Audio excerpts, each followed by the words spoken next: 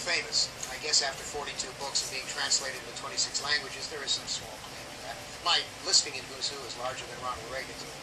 We need not go into that. Let me point out this wall here in my study, my library. This is a wall of books of art, ranging from alphabetically Art Deco at the top to, say, Van Gogh down at the bottom. But over here, in these two large bookcases, are titles that deal with comic books and comic strips. Now, there's a reason why they're together. It's not by chance. For me, comics have always been a kind of art, very serious art.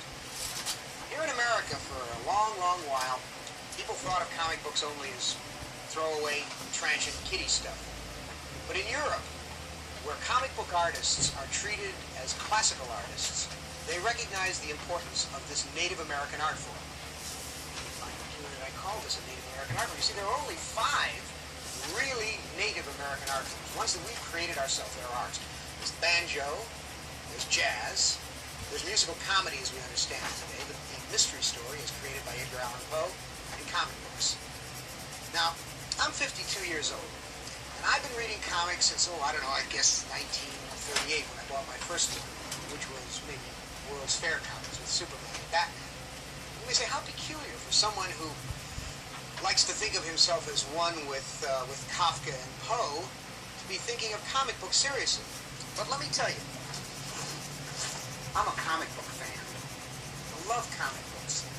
Comic books were the training ground for me in terms of ethics, in terms of the things I learned about courage, good and evil, what heroism was, right, wrong. Comic books are the Grimm's fairy tales of the popular culture. They're done by serious people who care about the work they do, even as Van Gogh and Magritte and anyone else did. Today we're going to show you the work of 10 of the most important comic book artists who have ever lived. One is a Canadian, one is a Frenchman, the other 8 are Americans. This is very important stuff.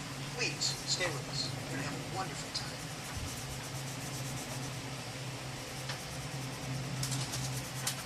Picture this, if you will. You're looking across a distance of water at 2 men standing on a bridge far up in the darkness above you. One of them lights a cigarette, and the cigarette gets thrown over the bridge, and the light comes toward you. One of the men hands the other a piece of paper. The first one looks at it, tears it into shreds, and throws it over the bridge. Then pitches the first man over the bridge. As the body falls, the camera comes past you, and the pieces of paper spell out the words, "The Spirit." What I've just described to you is the kind of cinematic visual that a man named Will Eisner created for a strip called The Spirit. Will Eisner produced this strip in a Sunday supplement for years and years. Today those strips are being reprinted and they're as fresh as they ever were. Because Will Eisner is, I suppose, the O. Henry of comic books. Every one of his little stories is complete. Beginning, middle, and an end with a punch that will kill you. As far back as the 40s, when he had the Eisner-Iger Studios turning out page after page of comics, and then he went on his own and began doing The Spirit, Will Eisner has been one of the motivating forces in the genre of high art in comic books. Today he does graphic novels, A Contract with God, Life Force.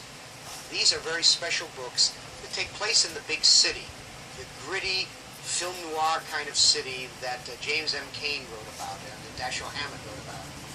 Will Eisner is a talent that appears once every 100 years. I've always written genuinely. For me, he was writing a short story. The Spirit was somewhat different than what I had done before, or different in my mind from the average comic book hero.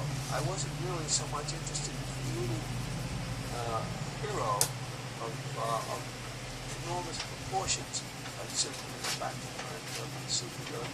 More interested in telling short stories, or telling stories, or exposing an outlook. My main interest is the human condition. It always has been. And I fancy myself in a position to be able to write with my medium. Now, sequential art is a valid medium. I called it sequential art for want of a better name. I've always been annoyed from the very first day of my involvement in comics for using the word comics. Comics is a misnomer. comics should not be comical. They should not be necessarily funny, as in the case of funny papers. This is a valid medium of expression, equal in respectability, if you will, to words without pictures or to film. And compose the page with your, as a single unit itself, almost like, again, I refer to music as really the best example of what I do. Each page has a rhythm to it. I deal in timing. I'm concerned with the amount of time it takes for a character to move from panel to panel. My main concern is not display. I'm not interested in that. I'm interested in a series of moving images captured at that moment of prime motion to tell the story. I want to convey tears. I want to convey anger. I want to convey subtleties that people who write with words only are able to convey more easily. Visual communication is the name of the game in this field. That concerns me tremendously. I watch very carefully whenever I walk in the city what people do and how they do it. It's how they do it, how they stand, their postures, their gestures, that communicate their inner feelings. I think of a panel as a stage with a proscenium margin, and I arrange my figures in a panel in the same manner as a director would arrange actors on a given stage with entrances and movements. As far as lighting is concerned, wherever possible, I prefer to use theater lighting. I learned during the Depression, when I did some stage sets, that an enormous amount of scenery, an enormous amount of storytelling, visual storytelling, an enormous amount of environment can be suggested by clever lighting, by the arrangement of shapes and forms. I enjoy what I'm doing. I feel fulfilled when I've turned another corner, and there's just so much more yet in this medium. It's just that it's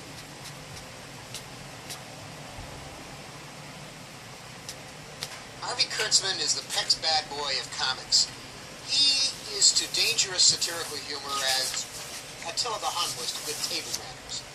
Since the 1960s, he's been firing smart bombs into our cultural self-image in the pages of Playboy with a strip called Little Annie Fanny, created in collaboration with Will Elder. But back in the dim, dark 50s, he was one of the seminal creators, writers, and artists who brought us Mad magazine. Mad began as nothing more than a comic book, one of those throwaway items that has now become a universally known element of the American literary scene. In the years following Mad, he created and he artistically controlled such magazines as Trump, Help, and Humbug, where he was sharp enough and influential enough to publish the first work of such underground artists as R. Crumb, of Fritz the Cat fame, and Terry Gilliam, one of the Monty Python group, is now the director of such amazing films as Brazil, that owe such a large debt to Gilliam's comic book origins. Guys like Jay Lynch and Skip Williamson. Because of this influence, Harvey has been called the father of the underground comic. I guess because of the potent influence Mad has had on 3 generations of American youth, needful of satirizing the adult world, Kurtzman remains, to this day, one of the outstanding social critics, on a par with H.L. Mencken, Will Rogers, and Thomas Nast, the political cartoonist. He makes us laugh till it hurts. More urgently, makes us think till it hurts. I came upon the Mad format because it was something that I did easily. I'd been doing all my life. I was known as the funny cartoonist in high school, the guy who used to do cartoons for everybody, make everybody laugh with cartoons. I mean, that's the way I got my reason for being in high school. So I suggested that we go to a funny format. I was originally inspired by a couple of college yearbooks that I came across in somebody's garbage pail, I guess. And this was a revelation. The college yearbooks had been doing the kind of satire and parody that I wanted to do for years. Essentially, we did Mad for ourselves, so it was a very personalized effort, and we did very intimate things in our work. I like Wally Wood's superhero stories that he did for Mad. Of course, Willie Elder, my ever loving partner,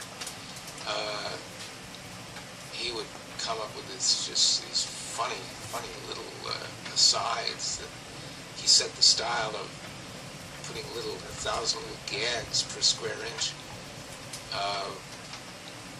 And Jack Davis, of course, was with his very slick, smooth technique, and his marvelous brushwork and his humor. Jack was always a very humorous guy. There's so many things that were good. I get a great sense of satisfaction out of what Mad is supposed to have done. Sure, you fool not to. If I didn't have that, what would I have? Little Annie Fanny. The way Little Annie Fanny started was, this was long after I'd left Mad.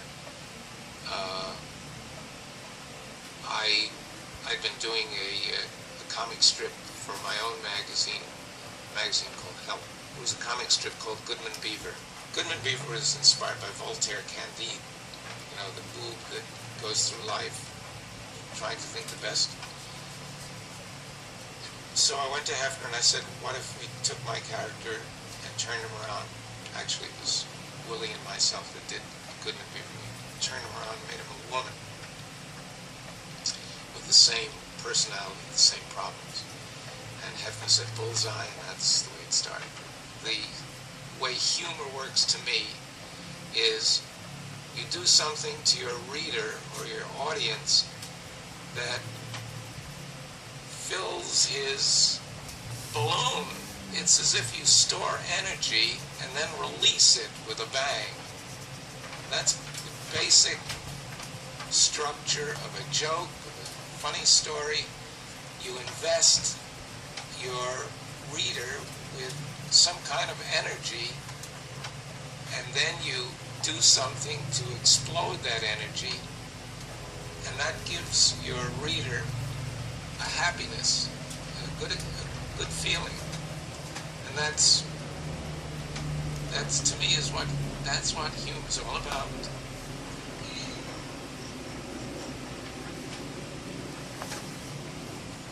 Jack Kirby is an important name for you to know because Jack Kirby's career spans the entire history of comic books, from the early 30s right up to today. Jack Kirby, when he began, had one of the most energetic styles of any artist. His work practically leaps off the page at you.